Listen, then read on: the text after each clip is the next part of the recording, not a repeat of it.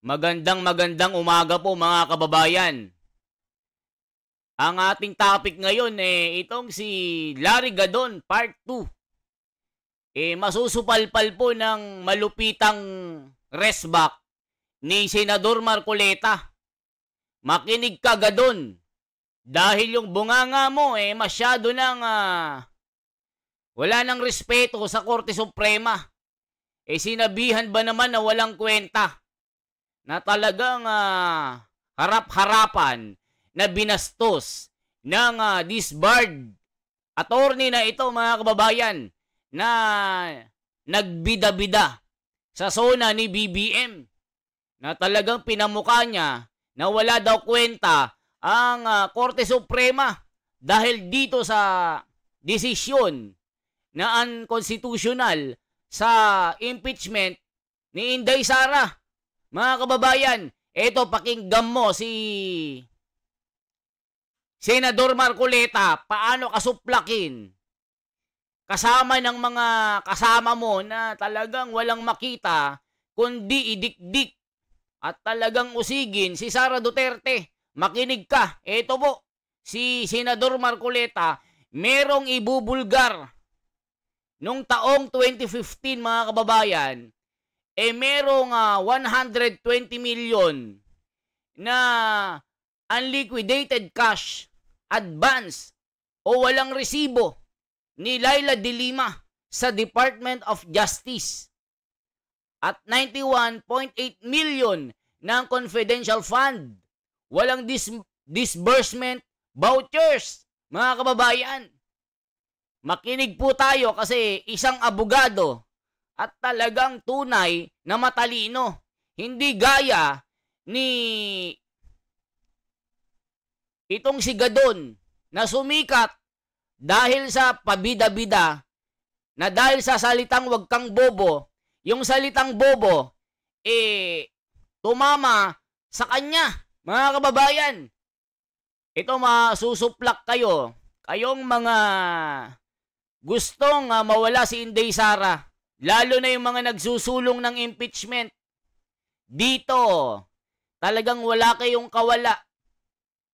Buti na lang nandito si Senador Marcoleta nang nagpapaliwanag ng tunay na talagang pinapantay itong mga pangyayari, itong ginagawa nila kay Sara Duterte.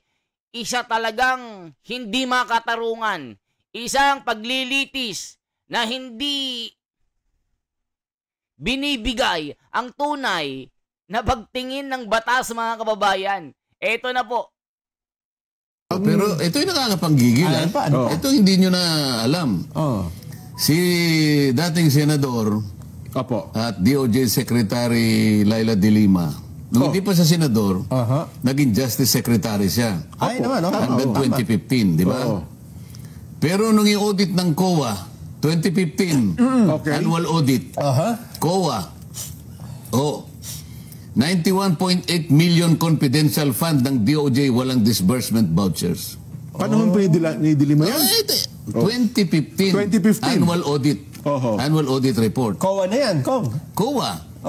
Madali yan, pupunta kayo sa COA, pwede namin makita po yung 2015 ano po ng Department of Justice. 120 million unliquidated cash advance ng confidential funds. Unliquidated pa to. Samantalang iba, may pirma nga, may piatos nga lang sapagkat kino-cover. Pero ito wala Walang resibo. Walang resibo, yun ang mas mabigat. Pero 120 million yung walang resibo, cash advance Cash advance.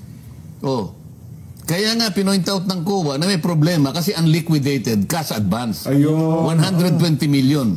Yun naman confidential funds na walang disbursement vouchers, 91.8 million. Ano sasabihin mo dyan? Selective So, ang gusto lamang nilang suriin, gusto lang nilang puntiryahin, yung gusto nilang sirain. Gadon.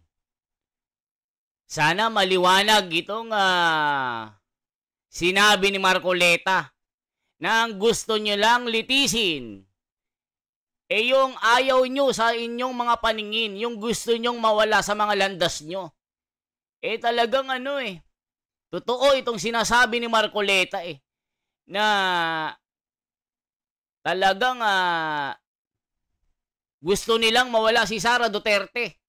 Di ba mga kababayan, isipin nyo, 2015, ayon sa annual COA report, 120 million unliquidated cash, advance o walang resibo ni Laila de Lima sa DOJ at 91.8 million ng confidential fund, walang disbursement vouchers. Mga kababayan, walang mga resibo. Suplak ka ngayong nagmamagaling na wala kang galang sa Korte Suprema na sinasabi mo na talagang aso o na-impluwensyahan ng mga Duterte itong Korte Suprema. Hindi mo naman alam ang sinasabi mo. Di ba? Abogado ka. Dapat alam mo ang sinasabi mo. Di ba mga kababayan? Ituloy pa natin. Yung 400 other offices, libre na. Paano ka makakagawa ng isang panukalang batas? Na akala mo yun nga ang kanilang tinutuntun. Akala mo yun ang layunin. Kung yung layunin, makagawa tayo ng isang pantay, isang makatotohanan at katanggap-tanggap na panukalang batas, bakit hindi mo i-involve lahat ang merong confidential funds? Bakit ang tinarget mo yung vice presidente? Hindi ba politika? Politika lang. Marino na marino. Pagkatapos, kunwari, in aid of legislation. Ngayon pala, impeachment. Mga kababayan talagang totoo itong sinasabi ni Marcoleta na politika lang ito. Itong ginawa niyong pagkaso ng impeachment na talagang inusig nyo itong si Sara Duterte, meron talaga kayong masamang agenda, na talagang masamang plano na gusto nyong mawala talaga ito. Di ba mga kababayan, isipin nyo, kung talagang gusto nyong mawala ang corruption sa Pilipinas, dapat lahat po ng mga gobyerno, lahat ng mga politiko na merong confidential fund na ito, litisin nyo, investigahan nyo, wag lang si Sara Duterte. Isipin nyo, 120 million unliquidated cash advance o walang resibo. Di ba mga kababayan, 91.8 million ng confidential fund, walang disbursement vouchers. Di ba mga kababayan, anong sabi ng mga comment? Senador Marcoleta ang taong nagsasabi ng totoo, marangal at may takot sa Diyos, nagsasabi ng pawang katotohanan. Good Senator Marcoleta, may dignidad ang pagkatao. Nagmamalinis sila. Isipin nyo nagmamalinis kasi. Turo ng turo, pero yung sarili, hindi maituro. Yan bang sinasabi nyong gusto nyong mawala ang tinatawag na korupsyon pati dito sa naganap na zona na parang iniligtas ni BBM ang kanyang sarili, na sinabi niya na mahiya naman kayo. Ninakaw nyo ang budget, parang ganun Itong naging baha, itong project na halos 5,500 daw na flood control project, binulsa lang ng kanyang mga tao, mga kababayan, na sinabi niya, mahiya naman kayo. Diba? Kanyang paiimbestigahan daw. Tanggalin mo na lahat ang mga yan, wala nang kwenta ang mga yan. Ikaw na rin ang umamin na meron talagang nagnanakaw sa kaban ng bayan. Wala man lang tayo makitang hinuhukay. Wala man lang mga naglalakihang mga tubo na makita ng mga project ng flood control. Tignan nyo itong bagyong Krising na ito. Hanggang ngayon, baha ang Metro Manila. Dito sa probinsya ng Bulacan, Ilocos, lahat na, Bicol, Pangasinan, Bagyo na matataas, naging baha na rin mga kababayan. Di ba, sasabihin nyo, si Sara Duterte naglustay ng milyon-milyon, pero kayo, gawain nyo din pala ito. Di ba mga kababayan? Kisan mo kwentahin eh. Oo. O, di ba? O ngayon, puntahan natin si Gadon. Kung ano sinasabi niya dito mga kababayan. Puntahan natin si Gadon. Ano yung kanyang sinasabi sa Korte Suprema? Sige nga po mga kababayan. Check nga natin si Gadon. Anong sinasabi niya dito? Na parang nagmamagaling na bida-bida. O kita nyo mga kababayan, talagang binastos niya ang Korte Suprema na talagang sinasabi niyang walang kwenta. Eto na po mga kababayan. Sobrang delay na yan eh. Hindi na natin malana dahil sobrang delay na yan eh. Tsaka yung mga reasons nila like Sara daw was denied due process. Anong denied due process pinagsasabi mo? Ilang beses nag-hearing dito? Ilang beses siyang nag-appear? Ilang beses siyang ayaw pumunta? Ilang beses tinatawag yung mga officials yan? Absence of due process pa rin yan? Anong absence of due process? Pangalawa, yung kaso, hindi daw pwede itawid sa 19th Congress to 20th Congress. Anong dahilan? Isang kaso lang naman yun. Dahil kasi, you need to tell me anong isang case na i-file sa MPC, na-elevate sa RPC, na-elevate sa Court of Appeals, na-elevate sa Supreme Court. You mean to tell me that there are 4 cases? Hindi, iisa lang yun. Tumawid lang kasi may mga steps na sinusunod. Tsaka sinasabi, wala rin due process. Exactly, yung nga Senate hearing, yun na nga yung magbibigay ng due process because that is precisely the trial. So ano pinagsasabi ng Supreme Court? Talaga lang kasi maka-Duterte sila. Huwag na tayo magpaligoy-ligoy pa. Ang Supreme Court, tuta ng mga Duterte. O mga kababayan, di ba? Ang tulis ng kanyang dila, talagang binastos at wala siyang galang sa kataas-taasang hukuman. Kanino maniniwala ang taong bayan sa mga presumption ng mga ito? Sa mga kuro-kuro at mga opinyon ng mga abogadong ito na natanggalan ng lisensya? Mga kababayan? O, sige nga po, mga kababayan. Kayo na humusga dito kay Gadon. O, ano ba sinasabi nito mga kababayan? Ano ba sinasabi ni Gadon? Tignan nyo ang flood control. Diba? Tignan nyo ang flood control. Puro baha. Tapos si Gadon magbida-bida dito sa Korte Suprema. Mga kababayan, nasasabihin niyang tuta ng mga Duterte at walang kwenta. O kayo na magsabi, kayo nang mag-react mga kababayan kung sino ang paniniwalaan ng taong bayan. Sino ang dapat manindigan? Sino ang dapat manaig? Itong Korte Suprema na gumagawa ng pamantayan at pagtingin para ipatupad ang pantay-pantay na due process.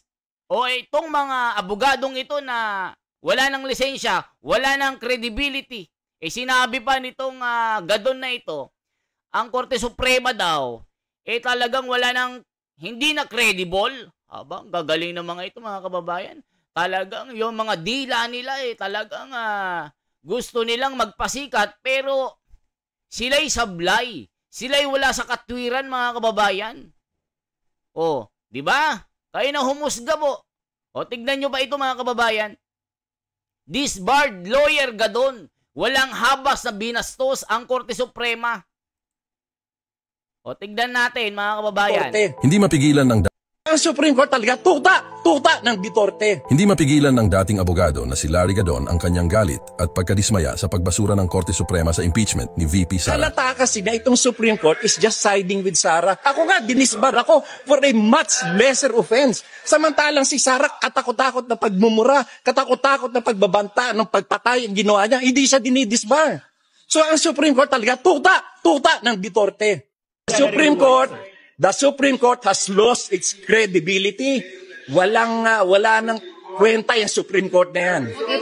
O mga kababayan, sinabi niya, the Supreme Court is lost their credibility.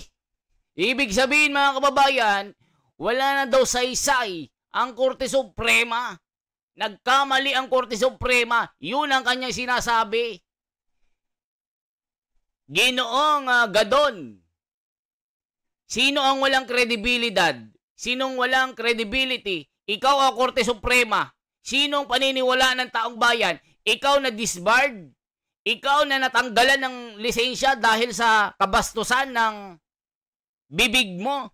Na pumatol ka sa isang reporter na lumabas sa mga labi mo ang hindi dapat makitaan sa abogado na kagaya mo. Di ba mga kababayan? Natanggal ito dahil sa kanyang mga sinabi, sa kanyang vlog na hindi makitaan ng pagrespeto. Di ba mga kababayan, kaya tinanggalan siya ng lisensya, nagmumura siya, yung scandalous na mga salita, tapos ikinumpara pa niya yung sarili niya kay Sara Duterte, sa kabila daw ng pagmumura ni Sara Duterte, pagbabanta, hindi natanggalan ng lisensya. Pero siya na ang babaw daw ng dahilan ng Korte Suprema para tanggalan siya ng lisensya, si Sara Duterte mas pinanigan daw. Kaya masama ang loob ni Gadon. Kaya galit na galit siya na halos lumuwa yung mata niya mga kababayan sa galit. Ang tindi ng ginawa ng Gadon na ito. Hindi niya ginagalang ang Korte Suprema. Ngayon, nabuljak ka ni Marcoleta. Diba? Kung tunay ka na makabayan, tunay kang makatao, na hindi ka tumitingin at ikaw ay makikita yung pagkabayas mo kasi. Diba mga kababayan? O kayo na umusga, ano sinasabi ng taong ito? Thank you. So, on a related question, thank you. How should the Senate react to this decision of... Dapat huwag nila sundin because the Senate, the Congress are independent, co-equal body. Ay, paano ngayon yan? In the future, halimbawa may mag-file ng case against one justice of the Supreme Court. Sasabihin ngayon ng Supreme Court, unconstitutional. Hindi na matutuloy. Wala na. No one will ever be impeached from now on. Tapos sasabihin nila, kasi daw maraming complaint, allowed lang once a year. Marami yung nag-file, pero iisa lang yung dinala sa plenary. And that what counts most, kung alon yung dinala sa plenary. Hindi naman, sa susunod, pag may gusto ka lang magpa-impeach sa'yo, sasabihin mo lang sa mga kaibigan, mga 10, 12 kayo, mag-file kayo ng iba-ibang kaso. Di wala na. Ang pangako ng DPWH, mga kababayan, ano masasabi nyo? Ano masasabi nyo dito sa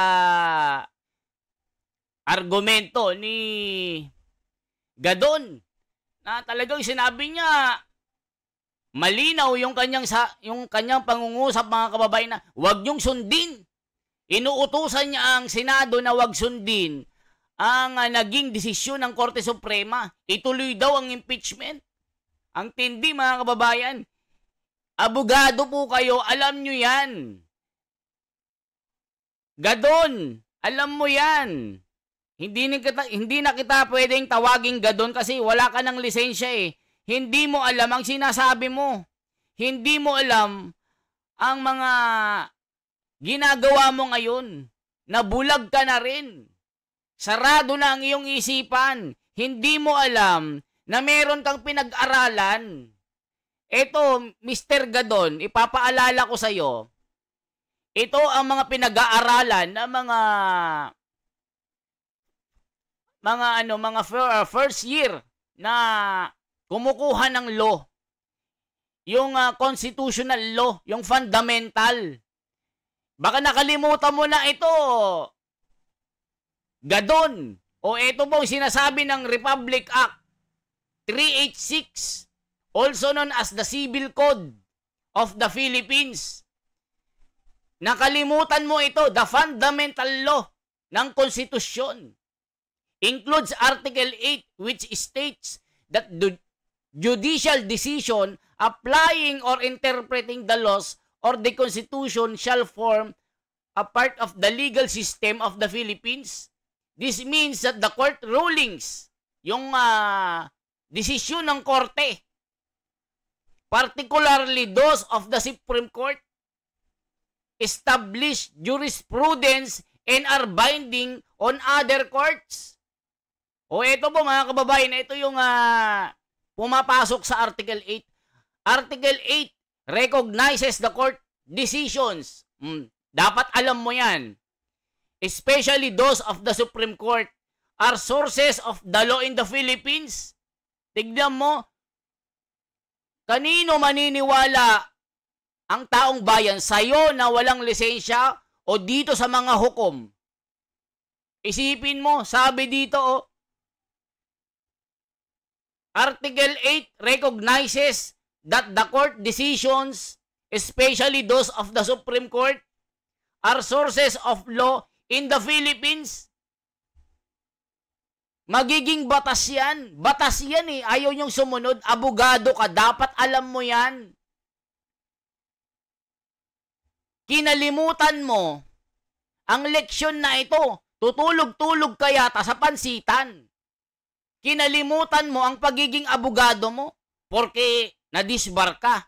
Kinalimutan mo ang the fundamental law of the Constitution na itong unang pinag-aaralan ng mga kumukuha ng abogasya. Unang semester ng pagka-abogado, itong kinukuha. Mga kababayan, ano bang sinasabi dito sa Republic Act 386? Diba? Dito sa Article 8, these decisions, when they interpret or apply existing laws or the Constitution, become part of the legal framework. Mga kababayan, nakalimutan ni Gadon ito. Nakitaan kasi ng Korte Suprema na itong impeachment trial na ito na ikinaso kay Sara Duterte, inakitaan ng paglabag, unconstitutional. Labag sa saligang batas na dito lumabag sila sa 1-year bar rule dahil 4 na beses nilang kinasuhan si Sara Duterte. Order in the court. The decision is fair and just, mga kababayan. Yan ang sinabi na wag mong sasabihin na ang korte ay aso ng mga Duterte. Wag ganon. Gadon. Attorney Gadon. During the election na nakasama kita, hanga ako sa iyo, pero this time, nawala yung respeto ko sa iyo. Ibig sabihin, mas maniniwala ang taong bayan sa isang katulad mo na tinanggalan ng lisensya? Sige nga, ano ang argumento mo dito? Tapos sasabihin mo, nagkamali ang Korte Suprema. Sinabi niya sa Senado, ituloy ang impeachment trial. O sinabi niya dito mga kababayan dahil Sol, meron daw sariling korte ang Senado. Hindi dapat daw panghimasukan ng korte ang issue na ito. O ano masasabi niyo mga kababayan? Ano pang sinasabi ng Article 8? Nakalimutan yata ni Gadon ito. Siguro nung pinag-aralan ito, nakatulog ito, mga kababayan, hindi niya alam ito eh. This means that the future cases may be based on the principle established in these previous court decisions. Isipin mo. Based on the principle, tas sasabihin mo, tuta ng mga Duterte, halatang pumapanig sa mga Duterte, na impluwensyahan ng mga Duterte. Parang nakalimutan mo itong Republic Act 386 na ito, Article 8, na pinag-aaralan ng mga unang semester na mga kumukuha ng abogasya, hindi mo alam itong fundamental law of the Constitution. Diba? Hindi mo matanggap itong sinabi ng Korte Suprema na itong impeachment na ito ay basura na. Dahil labag ito sa batas o sa ligang batas, hindi mo alam itong 1-year bar rule. Oh, ano ba sinasabi ni Gadon dito, mga kababayan? Ang Supreme Court talaga, tuta ng Duterte. Hindi mapigilan ng dating abogado na si Larry Gadon ang kanyang galit at pagkadismaya sa pagbasura ng Korte Suprema sa impeachment ni VP Sara. Halata kasi na itong Supreme Court is just siding with Sara. Ako nga, dinisbar ako for a much lesser offense. Samantalang si Sara, katakot-takot na pagmumura, katakot-takot na pagbabanta ng pagpatay ang ginawa niya, hindi siya dinidisbar. So ang Supreme Court talaga, tuta ng Duterte. The Supreme Court has lost its credibility. Wala nang kwenta yung Supreme Court na yan. Thank you. O mga kababayan, wala na daw kwenta ang Supreme Court na yan. O mga kababayan, anong sinasabi ni Gadon na wala nang kwenta ang Supreme Court? Nako, Gadon, alam mo bang pwede kang ma-contempt order o makulong kasama ng mga senado o mga senador na magsusulong pa rin at kokontrahin itong desisyon ng korte? Diyos ko Lord, anong masasabi niyo sa mga taong ito? Na akala mo sila ang mas nakakaalam at sila ang mas mataas sa Korte Suprema. Kanino makikinig ang taong bayan sa inyo? Na puro kayo assumption, presumption. Mga kababayan. Tapos sasabi, walang kwenta. Ano ka? Sinong walang kwenta? Ikaw o itong Korte Suprema na nagpapatupad lamang ng tunay na pagkilala ng batas? Sasabi, walang kwenta. Nakikita lang na talagang ang Korte Suprema ay papanig lang. Yun lang bang dahilan ng Korte Suprema? Eh parang sinabi mo na kayo ang mas paniniwalaan ng taong bayan. Kayo ang mas totoo. Kagaya ng mga senador, may mga luminary pa na nag-aantay pa ng payo ng mga abogado nila para mag-aralan ng sinabi ng Korte Suprema. Pwedeng i-disregard ang sinabi ng Korte Suprema, itong court ruling na ito. Pwedeng ituloy ang impeachment na ito. Di ba? Dami mga senado na ganyan sa mga senator, nagmamagaling. Kaya kayo nabubuljak ng mga abogado na magagaling, gaya ni Senador Marcoleta, na kahit anong gawin nyo, na magpasa ng MR o motion for reconsideration, hindi natatanggapin ng Korte Suprema. O mga kababayan, ano masasabi nyo sa mga ito? O, alam nyo ba kung bakit na-disbar ito si Gadon? Eh dahil sa kanya mga statement doon sa isang reporter na nagsalita siya tungkol dito sa estate tax ni BBM, na nagmumura siya na yung mga namumutawi sa kanya mga bibig ay hindi karapat-dapat na makitaan sa isang abogado na gaya niya.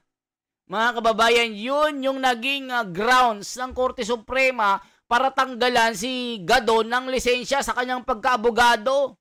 Sasabihin niya, ang daming ginawa ni Sara Duterte, nagmura, nagbanta. Pero sa kabila ng lahat, hindi tinanggalan ng lisensya, samantalang ako ang babaw ng grounds ng Korte Suprema. Inalisan ako ng lisensya, dinisbarred ako ng korte. O mga kababayan, bakit ka ba na-disbar? O hanapin natin yung video ni...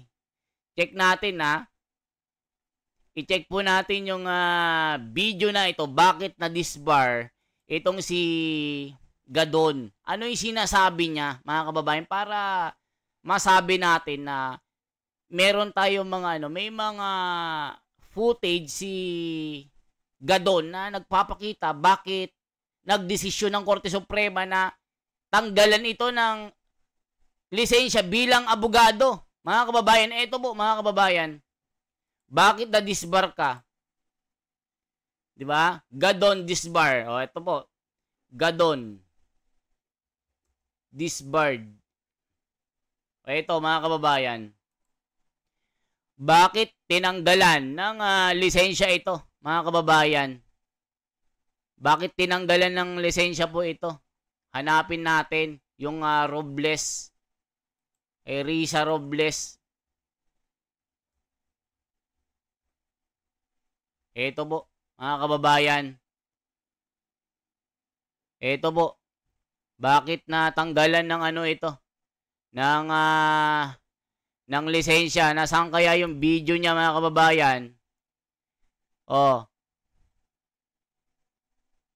Wait lang Na-disbar bilang abogado si Presidential Advisor on Poverty Alleviation Larry Gadon dahil sa kanyang pananalita. Ito po mga kababayan. Desisyon ng SCN Bank sa viral video ni Gadon kung saan paulit-ulit niyang pinagmumura at binastos.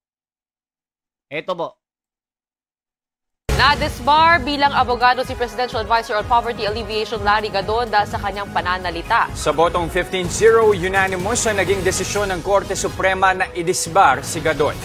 Nagmula raw ang desisyon ng SCN Bank sa viral video ni Gadon kung saan paulit-ulit niyang pinagmumura at binastos ang journalist na si Risa Robles. Iskandaloso raw ang video na nakasisira sa abogasya. Maliban dito, meron pa raw 6 na kasong nakabinbin sa Office of the Bar Confidant laban kay Gadon at 4 na iba pa sa Integrated Bar of the Philippines. Kahit wala pang desisyon tungkol sa mga kasong ito, inilalarawan daw nito ang karakter ni Gadon. Wala raw lugar ang misogyny at sexism sa profesyong ito. Hindi raw kailanman papayagan ng SC ang anumang pang-aabuso mula sa tauhan ng korte. O mga kababayan, ano masasabi nyo? Isipin nyo, sabi ng Korte Suprema, there is no room in this noble profession. Yung pagiging abogado niya, mga kababayan. For misogyny and sexism, the court will never tolerate abuse in whatever form, especially when perpetrated by an officer of the court. Isipin mo, isa kang abogado, isa kang lisensyado. Oh, isipin mo, dahil sa yung iskandalosong pananalita, dahil sa lumabag siya sa patakaran na alutuntunin ng kanyang profesyon, inatanggalan siya ng lisensya. Isipin mo, sabi, there is no room in this noble profession for misogyny and sexism. Ito yung mga malalaswang pananalita. The court will never tolerate abuse in whatever form, especially when perpetrated by an officer of the court o isa kang abogado. Hindi matanggap ng Korte Suprema ang mga ginagawa mo na nakakasira sa imahe ng institusyong ito, mga kababayan. Di ba, mga kababayan? Ituloy pa natin. Kaya si Gadon, paniniwalaan ba ito, mga kababayan? Di ba? Dahil sa kanyang history. Kaya galit na galit sa Korte Suprema, alam na dahil natanggalan siya ng lisensya. At para hingin ang kanyang reaksyon sa desisyon ng Korte Suprema, makakausap natin si Presidential Advisor on Poverty Alleviation, Larry Gadon. Sir Larry, ano pong masasabi niyo rito sa desisyon ng SC na i-disbar ho kayo? I was cautioned by my lawyers not to discuss the merits of the case or the issues involved in the case because that is still sub judice. So I would rather focus on my new responsibilities as the Presidential Advisor on Poverty Alleviation as a Secretary. Okay, Sir Larry, ano po para lang po mas maintindihan po natin, ano po ba yung pinanggagalingan po nung galit po ninyo kay Risa Robles? Ay, yung kasinungalingan na araw-araw niya pinagkakalat dun sa kanyang Rappler News na si BBM daw ay hindi nagbayad ng taxes. Samantalang pinadala na nga sa media yung copies ng resibo ng payments niya, and ako mismo ay pinadalhan ng kopya ng tax payments ni President Bongbong Marcos. And that was even before years back before he. Mga kababayan, di ba? Nakita nyo po yung kwento. Ipinagtanggol niya si BBM. Hanggang ngayon, mga kababayan, solid, loyalista. Kahit napakarami ng... Ay, naku po, mga kababayan. Di ba? Kayo humusga, ha? Gadon. Ano masasabi natin dyan? Di ba? I-check natin para masubalbal ka ng Marcoleta to De Lima. Confidential. Check natin, mga kababayan, ha? Confidential Fund 2015. Check natin, mga kababayan, para malaman natin na itong sinasabi nila na gusto talaga nilang mawala si Inday Sara 120 million unliquidated cash advance ng confidential. 120 million unliquidated cash advance ng confidential funds. Unliquidated pa to. Samantalang iba, may pirma nga, may piatos nga lang sapagkat kinocover. Pero ito wala Walang resibo. Walang resibo, yun ang mas mabigat. Pero 120 million yung walang resibo, cash advance Cash advance. Kaya nga, pinoint out ng COA na may problema kasi unliquidated cash advance. 120 million. Yun naman confidential funds na walang disbursement vouchers, 91.8 million. Ano sasabihin mo dyan? Selective mga kababayan, di ba?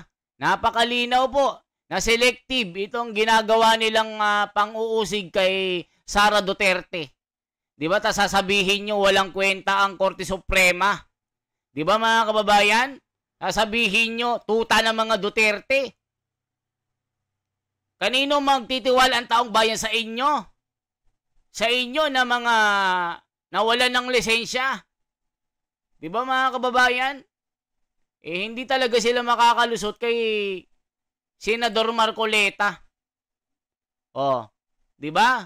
Hindi kayo makakalusot kasi meron talagang mga ebidensya dito na hindi kayo makakatakas, mga kababayan.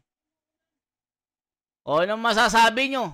Obvious talaga Obvious na pinagkaisahan nyo ito. Di ba, mga kababayan? Obvious na obvious. Presence po ng mga kinatawan ng Commission on Audit.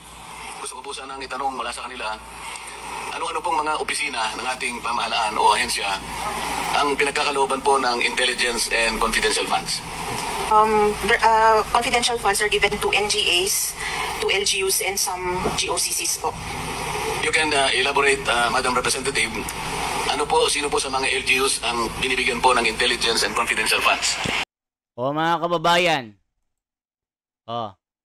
lahat merong confidential fund. Si De Lima 2015, walang mga vouchers, mga resibo. Nakita ng COA. Di ba, mga kababayan? Okay, kay Sara Duterte malinis. Nakita talaga na bias talaga kayo. Hindi talaga totoo ang ginagawa nyo na gustong mawala ang korupsyon sa Pilipinas. Ang gusto niya lang gawin, mawala ang mga kalaban nyo sa politika. Mga kababayan, yan lamang po ang aking bahagi. Yan lamang po ang ating birada ngayon. Sana po, kayo naman ang mag-react. Kayo naman ang mag-comment. I-like po, i-share po, at i-subscribe ang ating munting channel. Mabuhay po, mga kababayan. Gadon, sana naliwanagan ka na kinalimutan mo itong batas na ito. yung fundamental ng isang pinag-aaralan nyo, yung fundamental law of the Constitution, na kailangan igalang at irespeto ang mga desisyon na galing sa Korte Suprema. Tapos sasabihin mo, walang kwenta, tuta ng mga Duterte. Dahil sa mga argumento mo, isa ka lang, sa'yo na, ikaw na nagsabi kung tinatawag mong mga bobo, yung mga sinasabi mo na kalaban mo, yung salitang bobo, tumama sa'yo. Sana naliwanagan ka. Di kita binabash, pero yung sinasabi mo na walang kwenta ang Korte Suprema, doon tayo magtatalo. Kayo mga kababayan, salamat po ng marami. Mabuhay po.